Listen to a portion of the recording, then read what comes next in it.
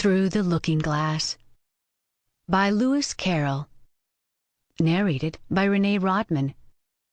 This unabridged audiobook was produced in the year 2010 by Tantor Media Incorporated, which holds the copyright thereto. Chapter 1. Looking-Glass House. One thing was certain, that the white kitten had had nothing to do with it. It was the black kitten's fault entirely, for the white kitten had been having its face washed by the old cat for the last quarter of an hour, and bearing it pretty well, considering. So you see that it couldn't have had any hand in the mischief. The way Dinah washed her children's faces was this.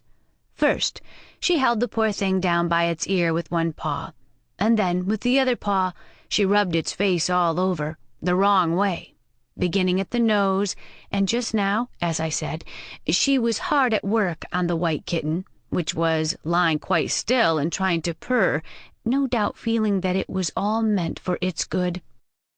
But the black kitten had been finished with earlier in the afternoon, and so, while Alice was sitting curled up in a corner of the great armchair, half talking to herself and half asleep, the kitten had been having a grand game of romps with the ball of worsted Alice had been trying to wind up, and had been rolling it up and down till it had come all undone again. And there it was, spread over the hearth-rug, all knots and tangles, with the kitten running after its own tail in the middle. "Oh, you wicked little thing!" cried Alice, catching up the kitten and giving it a little kiss to make it understand that it was in disgrace. "Really, Dinah ought to have taught you better manners. You ought, Dinah, you know you ought," she added, looking reproachfully at the old cat and speaking in as cross a voice as she could manage. And then she scrambled back into the armchair, taking the kitten and the worsted with her, and began winding up the ball again.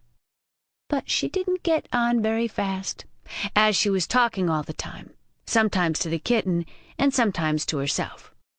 Kitty sat very demurely on her knee, pretending to watch the progress of the winding, and now and then putting out one paw and gently touching the ball, as if it would be glad to help if it might.